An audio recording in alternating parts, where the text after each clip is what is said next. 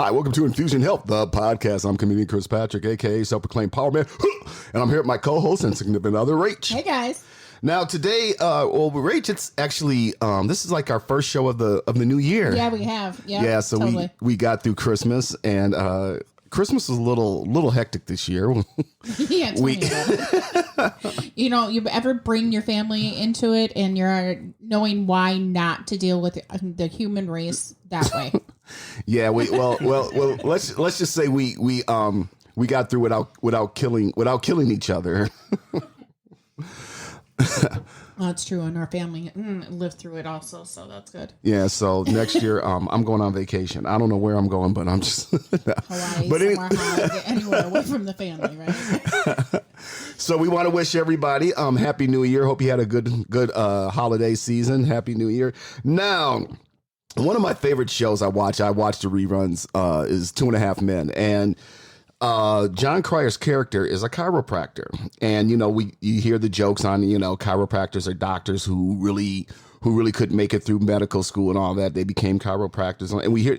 And we always got these jokes about chiropractors until you have a problem. And when your back hurts and you go to a chiropractor, the joke stops. So I'm happy to have Shane here. Shane's a chiropractor. And I'm sorry, your last name? Wernke. Okay, Shane Wernke here. Now, Shane did some work on me. Actually, during the holiday season, we were at Barnes & Noble, and I was looking at a book, and I just, tilted my head down, looked at a book.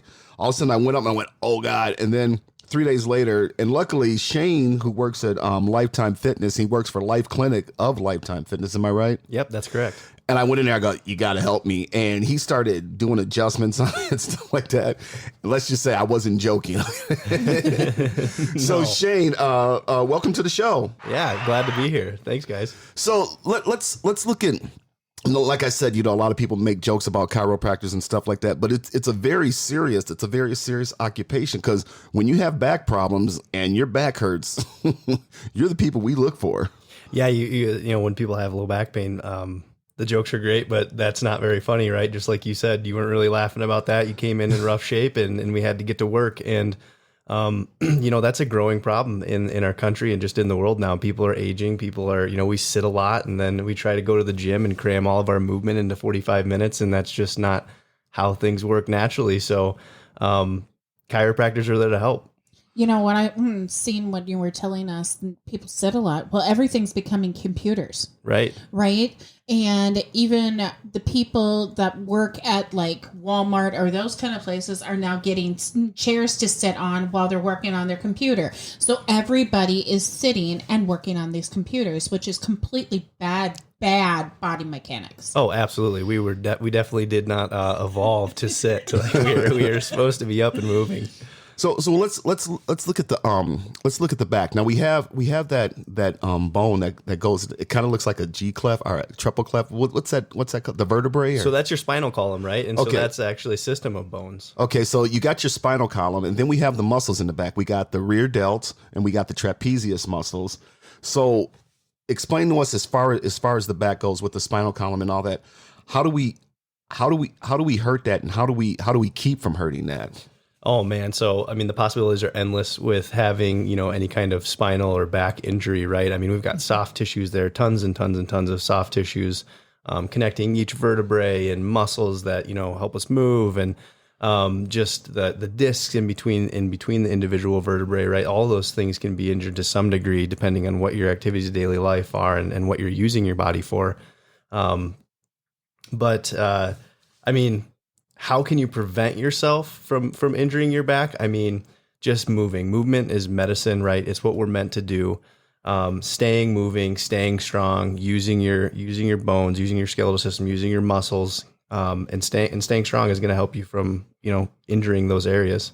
Now, correct me if I'm wrong. There's other ways to do it with people using computers more, learning the proper body mechanics when you're doing that, right? Oh, yeah, absolutely. Workstation mechanics are hugely important if you're going to do any degree of long-term sitting. And then if you're injured with the accident or whatever, not overusing those muscles until you find out what's actually wrong with you.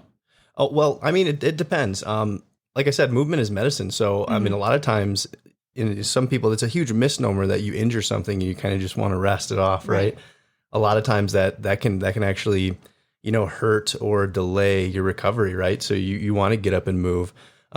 Speaking about workstation ergonomics, I mean, the CDC even recommends that it's a 50-50 sit to stand ratio for, whether you're working at home or working in a cubicle or just working at a desk in an office.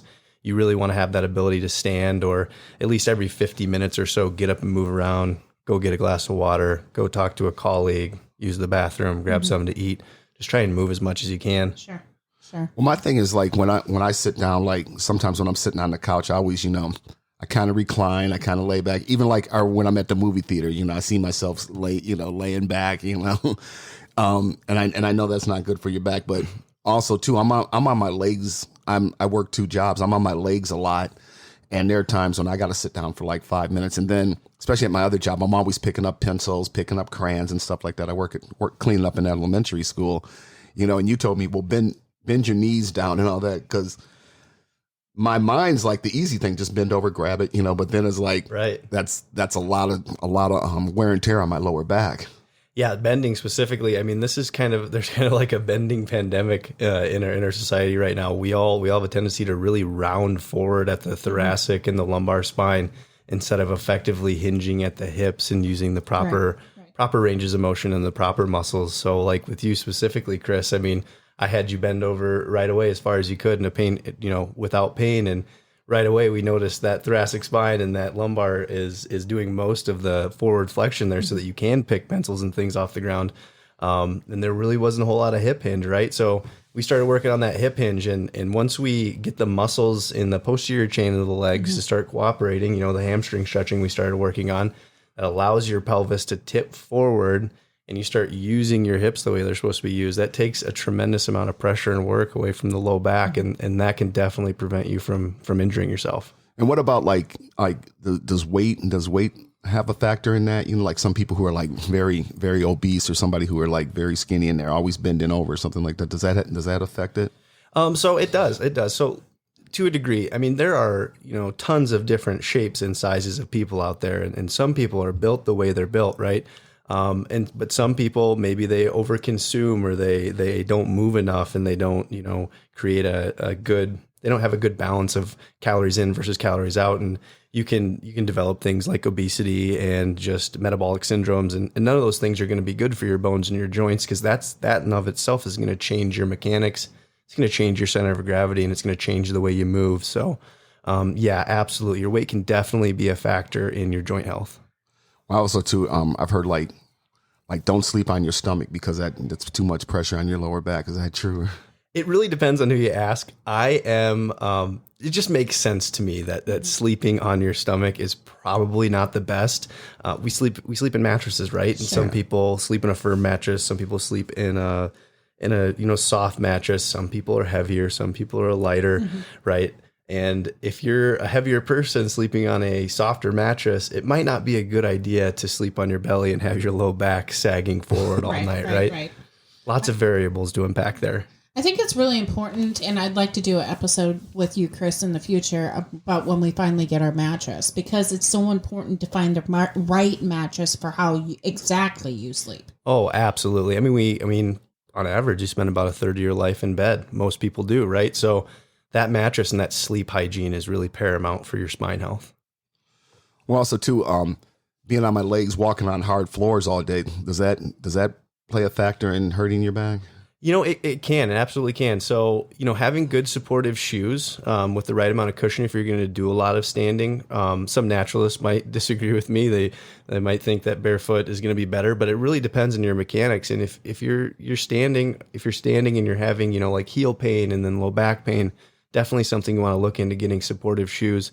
That being said, a lot of people, not necessarily that you get lazy when you're standing, but there's this resilience or this endurance that we build when we're sitting or standing for long periods of time. And a lot of people have a tendency to kind of relax the hips forward when they're standing for long periods of time. And that anterior pelvic tilt can put a lot of compression on that lumbar spine. So, learning some corrective exercises and strengthening that core and really working on keeping your pelvis in a balanced position can tremendously help with bouts of long sitting and standing too.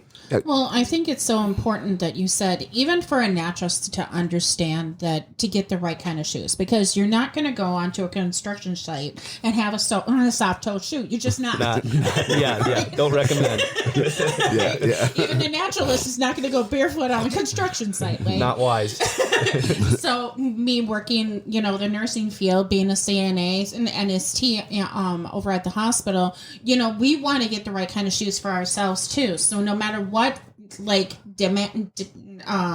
you do for work every single day, you should always find the right shoes. Absolutely. It's, knee pain too. That's another big one. I have a lot of people that come in and, they're like, hey, I went for a hike and now I'm having this inside knee pain and I've never really had it before. I went for a long walk or I just started jogging again. The first thing you can almost always look at, other than the glute strength and having proper hip extension, is the shoes, right? And people, especially, you see some of these people in the workout industry that Chris and I are both involved in. They wear these like platform shoes for lifting, and then they might try and get 15 minutes of cardio in after, and they take those flat platform shoes onto the treadmill. You're asking for knee pain. Yeah. Shoes are important for knee and low back health, definitely. Well, I got shoes I wear when I'm lifting, but then when I'm doing like cardio, I got other shoes I wear. I got special, I got running shoes. I put my running shoes on, with my ankle brace and all that. Smart man, Chris. But what about like people who like never had back pain? All of a sudden, like what happened to me? They just bend over one day and they stand up and like, oh my God, I'm having this back pain. What exactly did they pop or? First of all, let me say I commend you in seeking help. This is your first experience with low back pain, and so many people think that they have to live with it, or they think it's a part of life, and they don't address it, right? And that can be quite the mistake. You can develop aberrant motion patterns or compensations if you have any antalgic movement, which just means you stray away from certain movements because of pain. And that can radically change your normal biomechanics, right? And that can lead to compensations, and it can actually contribute to having more pain down the road. So I commend you for getting in. Remind me what the initial question was. when people like what happened to me,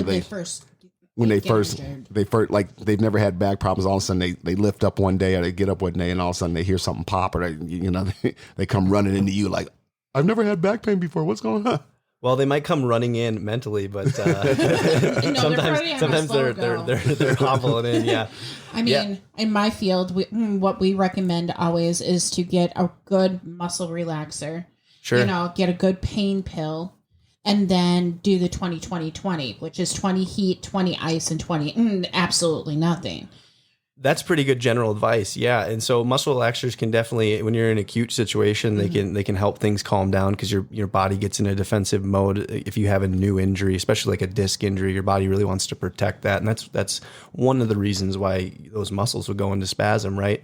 So that's good advice. And then just general anti-inflammatories, whether you prefer natural or over the counter, can be very beneficial as well.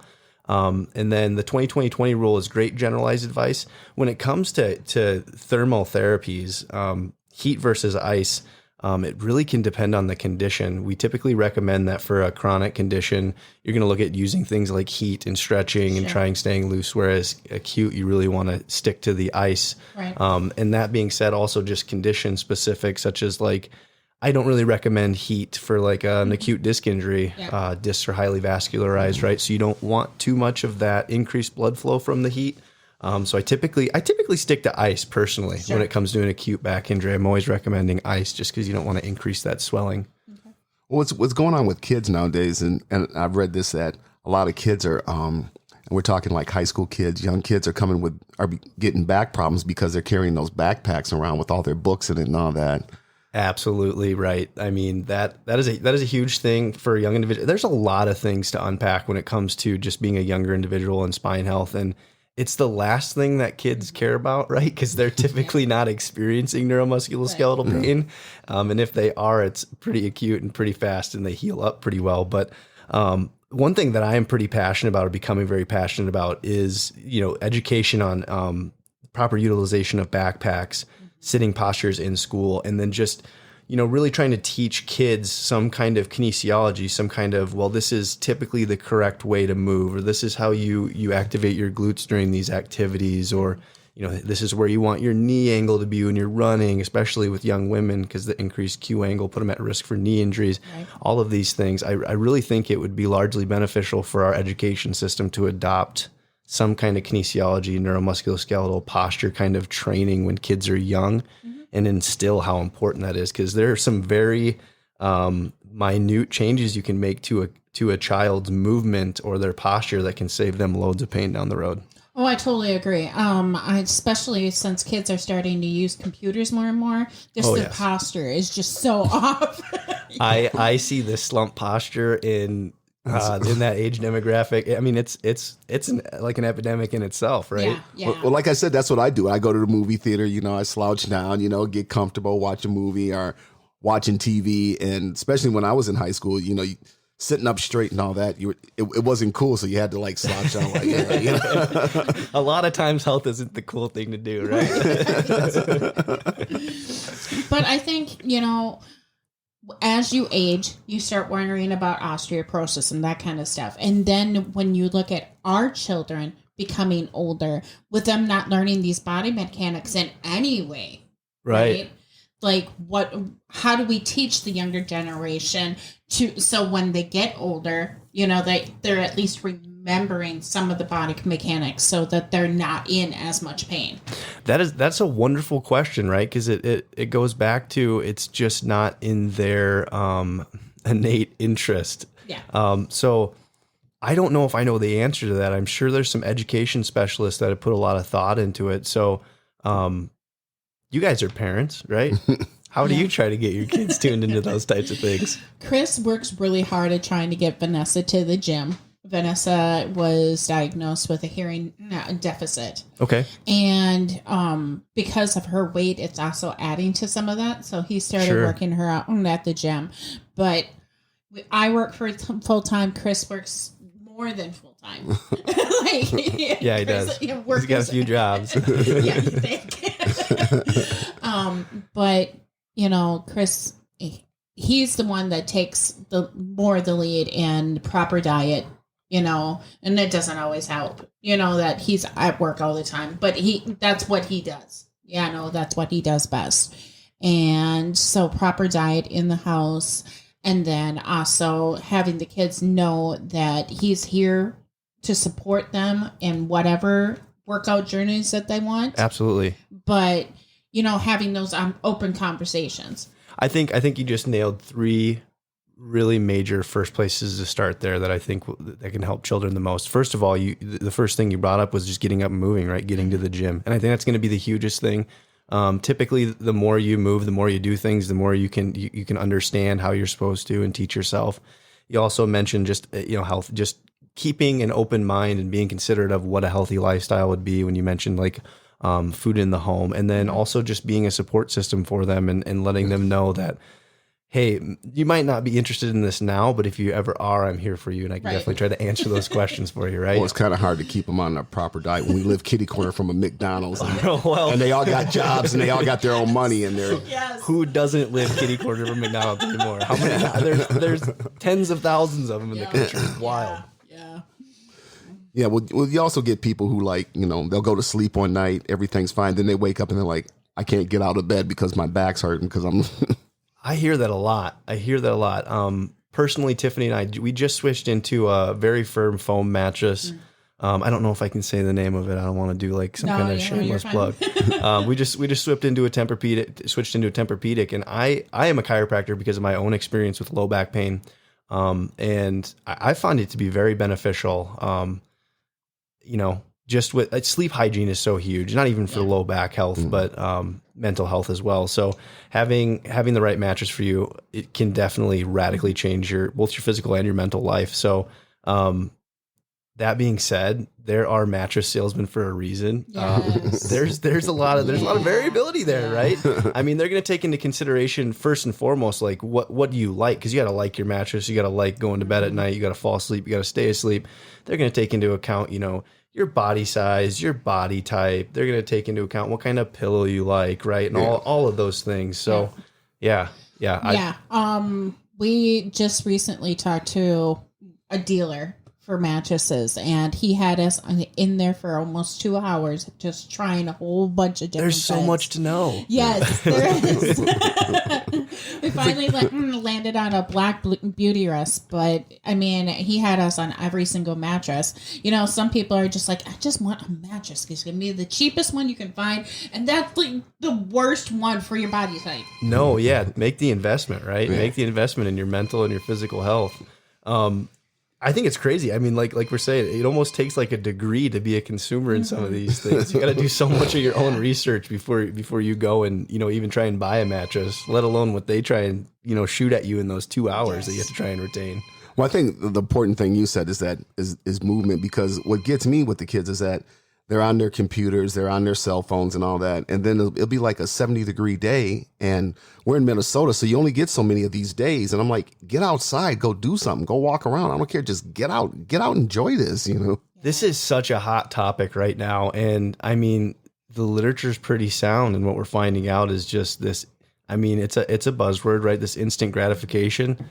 These screens, man. Yeah. They definitely trigger your dopamine centers of your brain, right? Yeah. And there's your instant reward in the palm of your hands all the time. And I think, you know, I always look back at my childhood and I think about the fun I had outside. And I might get sad thinking about how some kids might not have that same experience, but I mean, their experience is different, right? So I struggle with, like, you know, who's to say, right? Who's to say? Maybe they just need to be happy and be on their phones. And but you're right. I mean, when it comes to physical health, we got to get up and move. So I don't know where we're going to go as a society from this. How are we going to unplug and get kids and get everybody really out moving? It's important for parents to understand, first off, to have the conversation about stranger danger from a very young age, because I think that's why parents are so afraid to bring their kids outside and let them play out in the front yard like they used to, right? There is so many child abductions into sex slavery and everything else. That is a very fair point, but I have to rebuke with, I mean, these kids aren't safe online either, right? No, they're really not, and that's where it starts, right? Well, that's the thing too. You're sitting there staring at your phone, and you got your neck tilt down, looking at your phone, and you're doing that for an hour. So that can't be good for your neck, you know. No, and again, it's going to start hurting your spine. Tech neck is a very real thing, and so we're seeing definitely an increased occurrence of reverse cervical curve in a younger population, and this is scary. Right.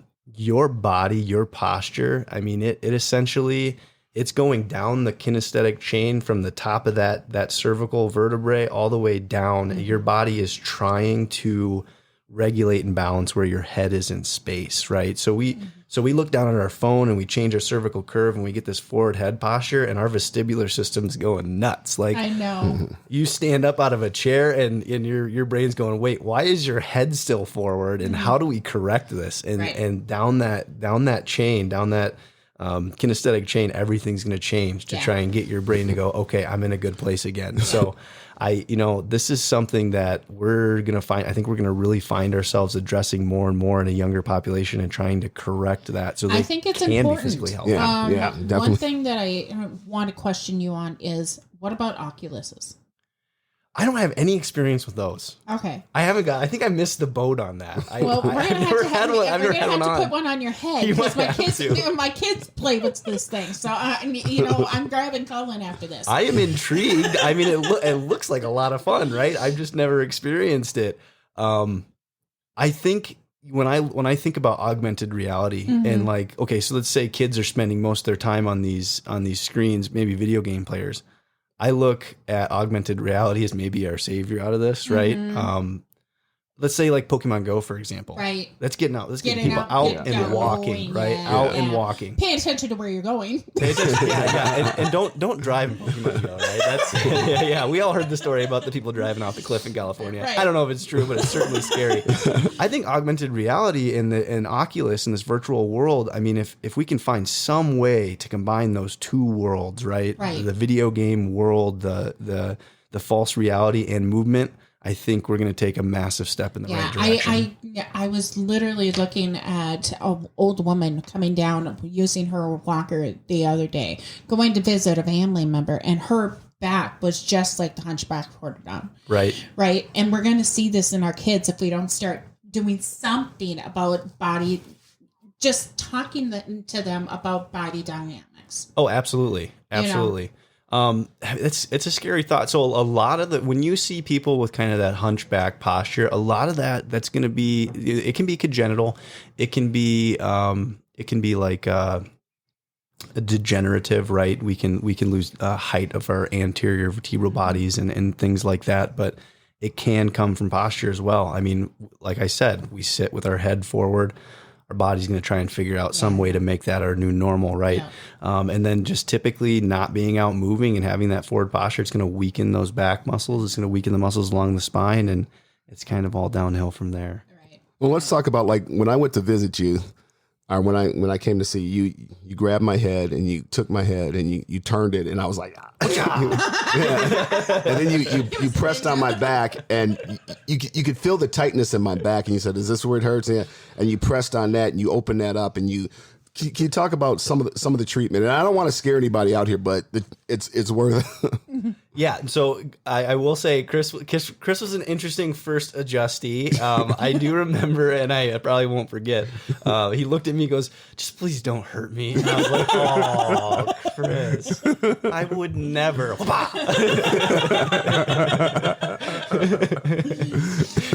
But he's getting used to it.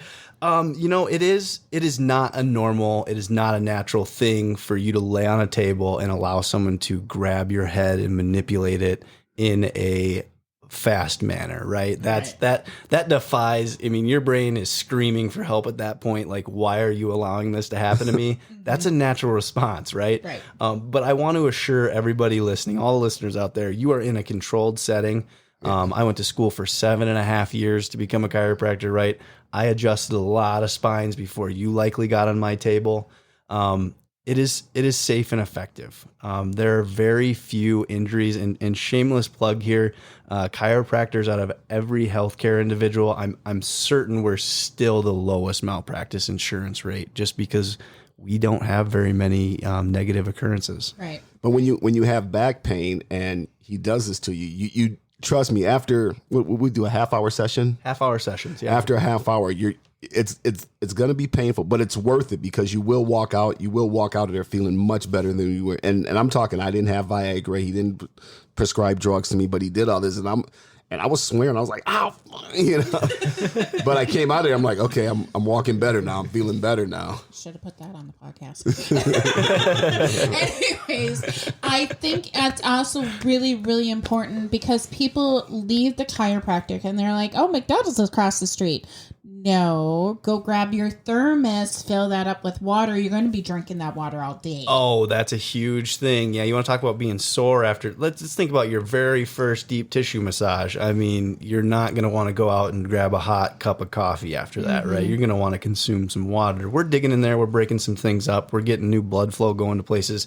That is going to dehydrate you. Yeah. And you are not doing yourself any favors if you walk out of any kind of practice like chiropractic, Thai massage, stretch lab, anything like that. Massage. I mean, you should always be consuming water anyway, but it's definitely an interesting field, right? Just because people just don't know what to think about it their first time. Yeah. So I liken it to, it's always likened to like massage therapy or physical therapy. Just go into it with the same mindset there, right? And there's a thing called therapeutic discomfort, let's say. So some of the things we do, they might hurt in the real time. And certainly I took a Hippocratic oath, right? There's certainly no way I'm trying to inflict pain on anybody, right? But it's I call it the pain tax, right? You got to pay it forward a little bit. This is the pain you choose so that you don't have the pain that, derails you or it keeps you in the chair down the road, right? And I think it's also important that a lot of people say, "I hate the chiropractor. I went once. It was horrible." Your body was just manipulated in a different way that it's supposed to be going towards. Right. So yes, of course you're going to be sore. So I've got a few things to speak on. There's a lot to unpack with that question. First of all, if you've ever had anything braced before, or if you've ever been casted, you ever had an injury and you get that cast or that brace off and things are stiff and they're sore. I mean, you had that brace or that cast on for 4 to 6 weeks, right? and you know how stiff and sore you are. And that's how important movement is, by Right. the way. But then liken it to, like, we have so many joints along our spine, right? So many joints along our spine, and sometimes they're not moving correctly. And that's effectively like, putting them in a brace or a cast for God knows how long. Maybe this person's had this pain and that joint, that spinal segment or segments hasn't moved correctly for years. Right. And it's my job to move it that way, right? So there's going to be a degree of soreness in some people with that. Yeah, absolutely. Also, that being said, gosh, everybody's bodies are so different, so incredibly different, and every chiropractor so incredibly different. That is one of the biggest beauties of our profession. It's one of our biggest downfalls as well, because you might go to a chiropractor and have no idea what to expect, and what you did expect is not what you got, and that's really unfortunate. But I guarantee you there is a chiropractor out there for everybody who's doing what you're looking for. Right. Do your research. Google's a beautiful thing, right? It really opens up your whole world, and you can kind of know what to expect going into things. And I really urge people who may be seeking neuromusculoskeletal care that have never been to a chiropractor and are thinking about it, do your research, call and ask all the questions you can. Don't be afraid to ask questions. I think chiropractors, out of anybody in the health profession, we typically love to educate. I mean, we love to educate. We love to tell people, and we love to look at people and say, hey, this is where you're at, and this is where I want you to be, and this is how we're going to get there. And I think, a lot of medicine and healthcare kind of lacks that. So do not be afraid to ask those questions. I love that you followed up with looking at Google with asking questions and making the phone call and all that, because people do not always use Google responsibly. Right. They go on their little tangent and find all the wrong information. Yep. And then never ask the questions. Well, also too, I want to talk to you about exercising those muscles, exercising those rear delts, and exercising that those trapezius muscles and all that. Does that help with preventing back problems and exercising your lower back? A balanced musculoskeletal system is going to be your friend and your aid throughout the longevity of your livelihood, for sure. When it comes to back muscles, most people are not going to be trying to exercise the traps very much. It is kind of another huge hot topic in my profession, in the health world. This hyperdominance of traps, and it really comes from sitting and forward posture and things like that. Lat isolation is paramount, is huge for your neck, your upper back, and your shoulder health. Making sure that you're strengthening those retraction muscles is going to be huge for your neck health, your upper back health. Rear delt and your external rotators, those typically are shut off in people, or maybe not shut off. That's not a great scientific term, but I'm trying to speak in layman's terms here. Those are typically weak areas with people that forward shoulder posture, that forward head posture. And just speaking about conditions and musculoskeletal health, there's really two huge conditions that I treat every day on a daily basis, and most people are going to have it to some degree, and that's upper cross syndrome and lower cross syndrome. And I'll try and keep this very elementary, but they both kind of come from sitting. And so when we sit, if you think about it, our hip flexors are in a shortened position. Our glutes are in a stretched position. That's going to cause inhibition of those glute muscles, and it can lead to weakness. Well, when you got glutes, you also got your stabilizer muscles too. Right, and your glutes are going to be a large portion of your stability. They are the primary mover in your posterior chain. They are responsible for helping keep you erect, because they do cause hip extension. Core weakness comes from lower cross syndrome. Right, the hip flexors are tight, the core is weak, the glutes are weak, and the low back is tight. That's your typical presentation for the lower cross syndrome. That's why it's called a cross syndrome, because the weaknesses and the tightnesses kind of cross over. Right. That being said, upper cross is basically the mirror of that up on the top, where your chest is really tight, your biceps are tight, you're in that forward flexion position up top. That's going to inhibit that strength of those back muscles that you're talking about, Chris, the retractors and all of those things. And then your neck, we talk about tech neck. The deep cervical neck flexors become shut off or inhibited. The suboccipitals get really tight. This is where you get your headaches and that scalene tightness, which, if you guys don't know, these muscles in the front of your neck that you see that are kind of fun to I don't know, flex. Those are actually muscles of respiration. They assist in respiration. Right? They're supposed to help lift the upper rib cage and the clavicles. They're not actually meant for your neck flexing forward. So sometimes those get dominant too, and those can lead to headaches and other issues. But I'm kind of on a tangent now. well, one of the things I want to say, because Rach is in the medical field, and I know she has to move patients and all that. And one of the things I have to say is that if there's something too heavy, don't try to be macho. Ask for help. I remember one time I had a barrel full of books, and I was rolling it out to the dumpster, and the thing fell over, and I went to grab it, and I hurt my back. And my boss says, next time, just let it fall. He said, you tried to grab that. He goes, yeah, you could hurt your back. He said, just let it fall. So ask for help, and don't try to lift something too heavy, because that could also cause back injury. Oh, absolutely. And here's the thing, all you macho bros out there, check the ego at the door when you walk into that gym, right? Especially, I was just listening to another podcast earlier, and it was this guy's concept was he was really saying, if you interview 100 people and you ask them, would you rather be strong or look strong? 90% of the time they're going to say they want to look strong, right? So here's for the macho gym bros that are overlifting and ego lifting out there and hurting themselves. If your goal is hypertrophy, the amount of weight on that bar does not matter, and that is what the newest literature is showing. So drop the weight, do your joints a favor, drop the weight, up the reps, and eat well, and you'll look strong. You'll get those desired results without hurting yourself. One thing about the medical field you were talking about is using the right equipment. And if a patient's going down, you can lower them down with your knees, not your back. Absolutely. With the gait belt. The gait belt's there to help them when they're falling, lower them in the correct way, because that's where the injury comes from.